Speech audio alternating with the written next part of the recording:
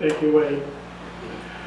Wow, so what an incredible week. So I want to just send out the love and compassion to the Wexler family for all that they have done. Donald Wexler's partner when they first began is the architect for this building here, so there's definitely a strong connection to our center. So much has been going on this week. As we look out and we saw that there was an extraordinary expression of hate and racism, gun violence, and we've seen the fires that have been moving across our own valley right here. And then in the midst of all of that, there is just a new rising, a new birth for those of us in the emergence class, that emerging into what Barbara Marx Hubbard calls universal human. We are awakening in our consciousness to a new level and a new understanding of life. Life beyond what we have imagined, because as humans we kind of think and see that life, it looks like us. And we think that God too must look like us. You know, we kind of take that on in our way of thinking how important we are. And yet, as we look at the expansiveness that's going on in science, we're beginning to realize that as we move out into the cosmos, as we get off of this planet, that life is showing up in different ways. Infinite, eternal, perfect, and however it shows up. And there's been a great deal going on within our nation and around our Constitution and our beliefs and what is right and what is wrong and what's love and what's not love and who and what and where. It can be quite draining. Ricky, in his office over here on his computer, has a little sign that says, "Oh, lighten up." So that's what we're going to do today. There's been enough going on. There's been enough preaching. I think Obama's going to become a minister. He was preaching. He was preaching. Who else could do it? So we're going to lighten up here today. Essays on everything. Dr. Margaret Stortz has been an ordained minister of religious science for more than 25 years, almost 30 years now. As well as enjoying a successful pulpit ministry, she served as the chair of the International Board of Trustees and president of the United Church of Religious Science. And now retired from a permanent pulpit, she remains a regular contributor to the Science Mind magazine. Dr. Stortz's latest book is entitled Essays on Everything from the Sublime to the Ridiculous with a Little in Between. Her other books include Lights Along the Way and Concise Histories and Comparisons of Christian Science, Unity, and Religious Science. Dr. Margaret Stortz is an icon in our movement. A fiery redhead who has challenged the beliefs and the thoughts and the ways in which people didn't know church could be. When I chose to use her book, at first I thought, I pull a little here, pull a little there, try to, one-up her. And I realized there was no way I could outdo Margaret Stortz. So I'm going to share with you some of the passages in her book today. So these are her words on chocolate. My love for chocolate is shameless. Shameless. And I don't even care who knows it anymore. If I'm addicted to the luscious brown stuff, what is the big deal? Believe me, there are worse dependencies in life than having to monitor one's daily chocolate intake. I think that there is actually something deeply spiritual about it.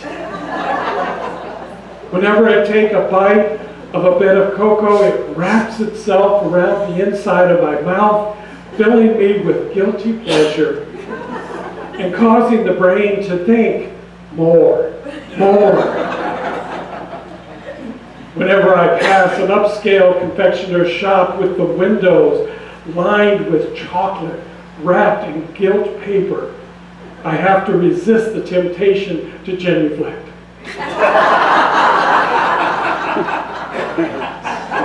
In fact, the Rocky Mountain Chocolate Factory has used the motto, never too rich, never too thin, never too much chocolate. I heartily concur. 1 out of 3 isn't bad, I guess. Yeah. When did this great love for chocolate begin? I can't even remember. Probably around the same time I began to discover the colors and chose red as my forever favorite. And now, after all the bad-mouthing chocolate has received from the food experts, someone in the FDA has actually discovered that it might even be good for us. Turns out it's full of flavonoids and maybe a few antioxidants. Who would have thought? I must have a discerning taste buds after all. And we're not talking about the mamby-pamby milk chocolate either. That stuff is for chocolate interns. We're talking about the seriously dark gastronomic delight that contains as little disturbance as possible. Just enough sweetness to keep the mouth from puckering up after the flavor bursts through. And white chocolate. What was the chocolatier thinking when he came up with that? All our conscious living tells us that white chocolate is a sin against nature. Chocolate is brown, vanilla is white, and never the twain shall meet. In a world full of important distinctions to make, chocolate falls right up there with the best of them. It is far more satisfying than getting drunk. It paves the road to hell with its delectable forms. What child has not lusted for a chocolate Easter bunny? And it is almost as good as sex. Almost. All of us are called upon to do the important and valuable things with our lives. Childhood lasts but a few brief years. And then we are to stand up and accept the mantle of adulthood. We shoulder many responsibilities, such as providing for the sick, voting in elections, raising the young, and making a few bucks from time to time. Who can blame us for turning to a little succor for our heavy burdens? And before us, ready to ease our troubled minds, wrapped in shining raiment, able to fill the bill, is chocolate.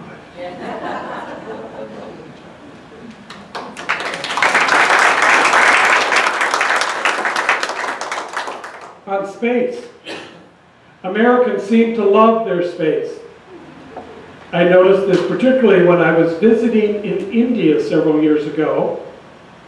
Whenever our group was traveling a main thoroughfare in New Delhi, I craned my neck to look into the side streets, often unpaved. And there the mass of Indian humanity seemed to converge, and the streets always looked as if a baseball game had just let out, and everyone was headed for their parked cars. Only these streets weren't dealing with parked cars. They were full of anything and everything that could move. Pedestrians, trucks, tiny mopeds, bicycles, animals carrying cargo, and oxen unfettered by any restraints. And somehow all managed to serpentine together without any crashes, all perfectly ordinary, all in a day's activity. And only a whisper of space separating them all.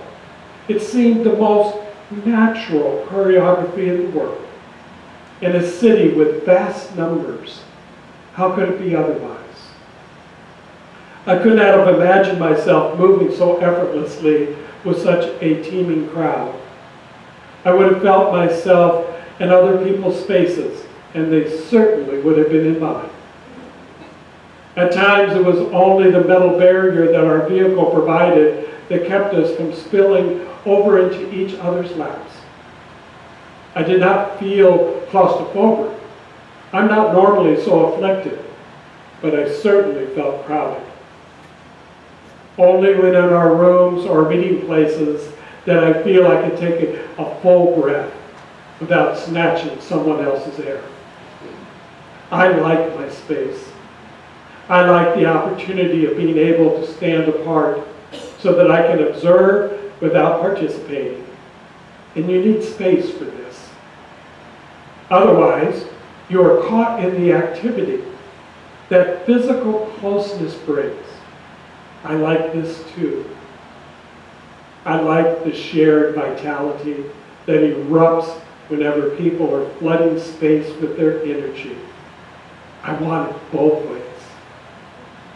I want both space and closeness. And with some art and attention, I can have both if I am paying heed to the signals I send out. I know when my physical person sends a message to stay away, and when I am beckoning, come. What is tricky is not sending mixed messages. I often felt that I am a private person in a public profession, and have had to learn not to intrude my private space into my public world. Sometimes a very delicate maneuver. There is a gift in being one of those who must manage both private and public spaces. I can sense when another is having difficulty in harmonizing this balance. And sometimes I can bring my quiet physical person into a place where those sharing it can take stock of where they are and what adjustments they want to make. These are hard-won awarenesses, and they are worth the effort. In an often brittle and demanding world, it is good to be able to bring a nexus into a space that needs both clarity and diffusion. And that's her answer to why we come together in celebration in the Science of Mind Center for Spiritual Living.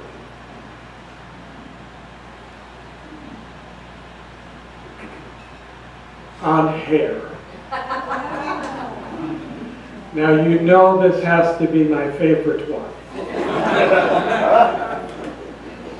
And if you notice the picture earlier of Dr. Margaret Stortz, she has a full head of really rich red hair. So these are her words about hair, not necessarily mine.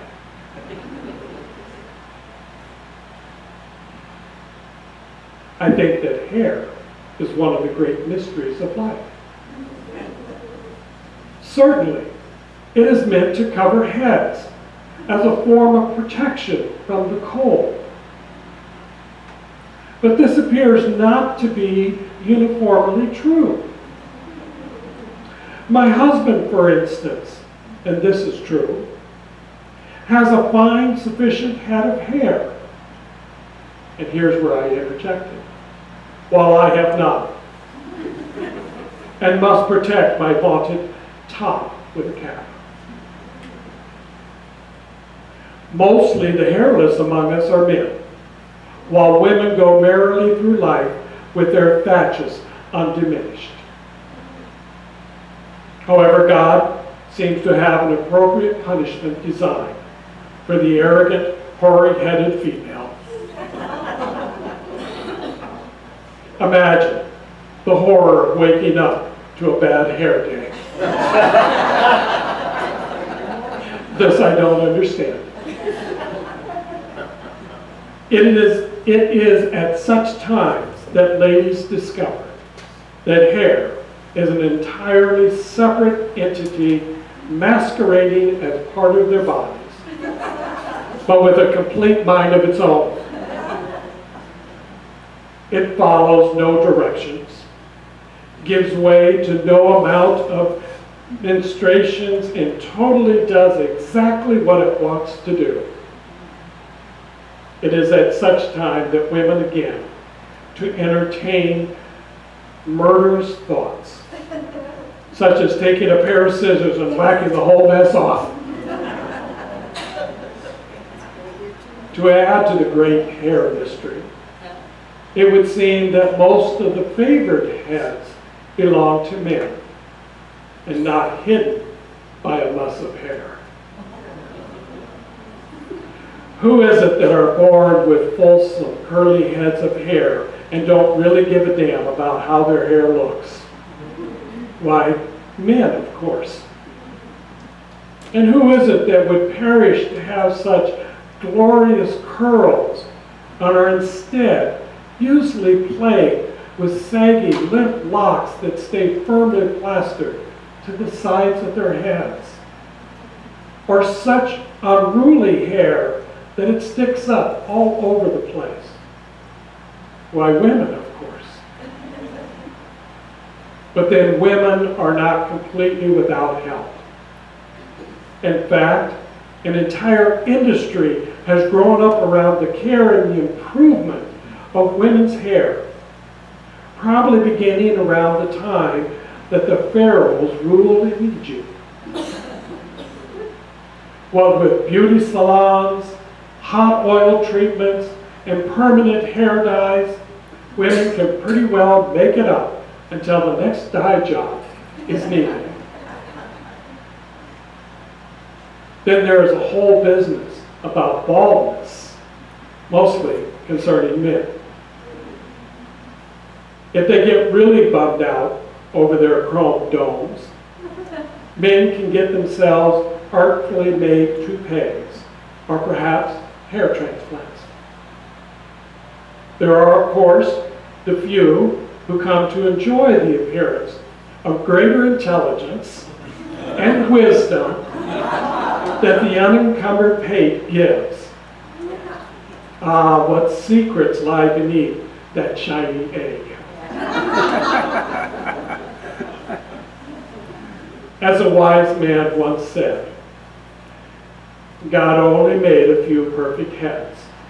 On the rest, he put hair.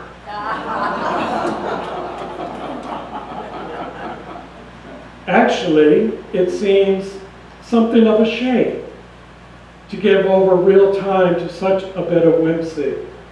But then, what better way to play with a few thoughts on a sleepy Sunday morning? Apparently, Margaret wrote that as she retired.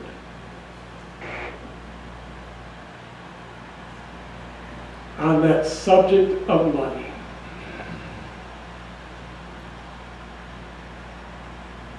I'm not sure which is the most corrupt. Love, money, or sex. At the end of the day, I suspect it's money. Most of us do settle down with the love and sex in our experience. But some never settle with whatever money they have. They want more. Not just because they may need it for better living, but because they just want it.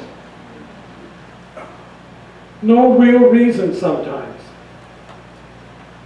More than my family, more than my friends, more than the next guy, my bank account must be bigger than it is. This can become terminally disruptive.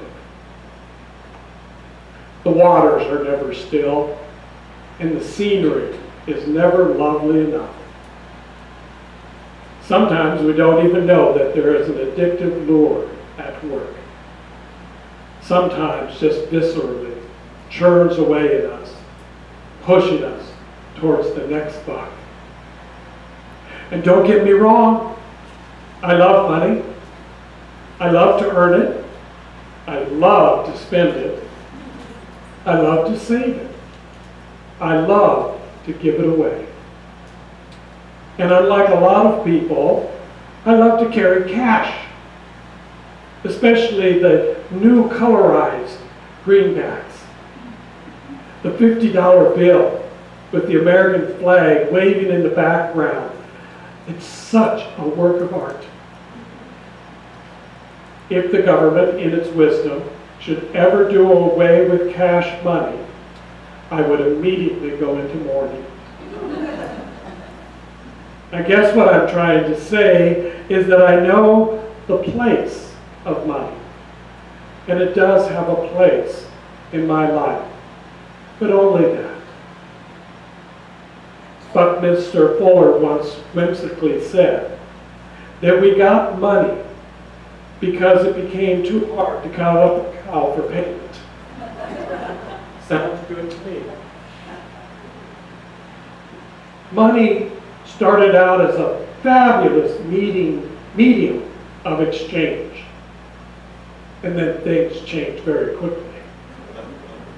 You gotta wonder, was it the gold or the glitter? I think that once money became an end and an entity into itself, it lost its real importance and took on a power that was never intended. For some, money does indeed behave like a separate entity, something just dancing out of their grasp, like the taunting little kid that races away shouting, "Catch me if you can." Other elements of their lives fall more readily into place, but money often seems just out of reach. Author Michael Sandel writes books on the moral limits that money should demonstrate in the marketplace. He asks what I consider a very scary question. Why worry that we are moving toward a society in which everything is for sale? Why indeed? And are we really sliding down a slippery slope where the things and qualities we value more as sacred can now be sold if enough money is at stake? Should we be more personally conscious about the place money really does hold in our lives? I don't think there's any doubt about this. And still, I've seen plenty of Benjamins in my day. I wouldn't mind seeing Grover Cleveland on a $1,000 bill before I die. Or Woodrow Wilson, either, on a $100,000 bill. Or a woman.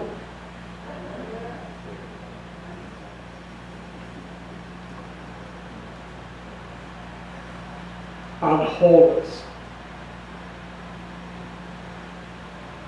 Students of spirituality are enamored with the entire concept of wholeness.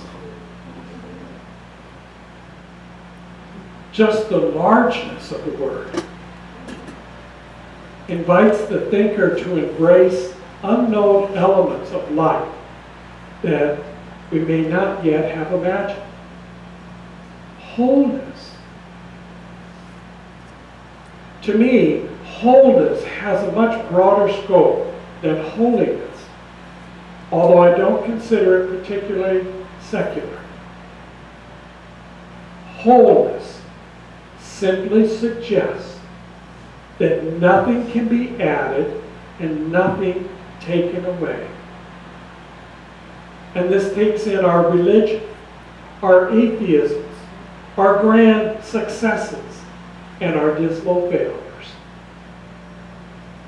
If wholeness is the pristine position, this must mean that sooner or later, all forms, conditions, beliefs, and actions will resolve themselves into the waiting embrace of wholeness, only to be recast once more into other forms, conditions, beliefs, and actions. If we allow it, if we let ourselves be disentangled from whatever strictures we may be clinging to, we can be made new again. Made new again. Anytime, any place, anywhere. Does this seem so far outside the realm of human conditions that we cannot ever conceive of it? If we can, think of the freedom that lies within wholeness. The healings, the releases, the forgiveness, the opportunities to love and be creative again. Healing lies within wholeness as an integral part of how it operates. In fact, it is the path of footsteps that leads to renewal. The desire to be healed lets us know that something is off kilter and that a new track needs to be followed. Some have said that healing always awaits, and if we will allow for its unerring guidance and love energies, we will move into wholeness once more. I don't believe that healing is ever unshackled from love.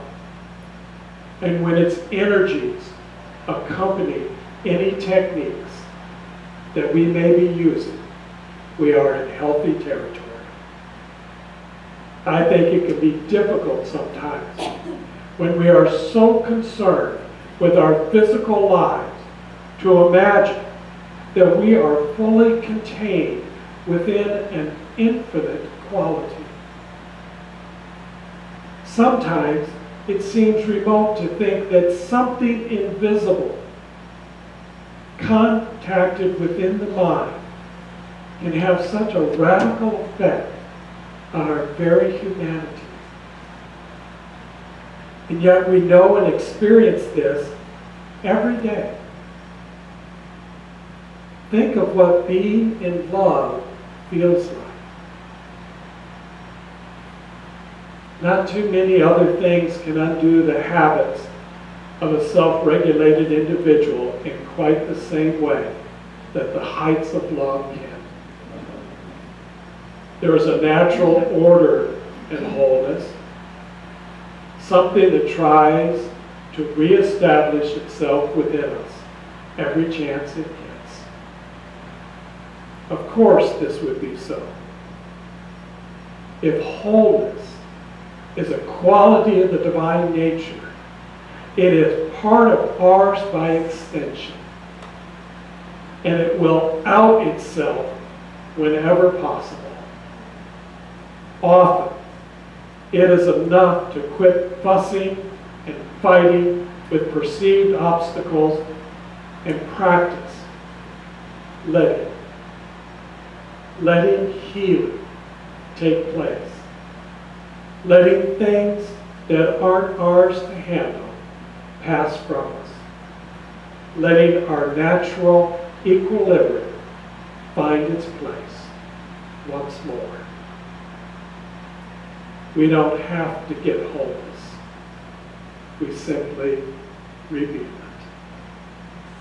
Thank you, Margaret.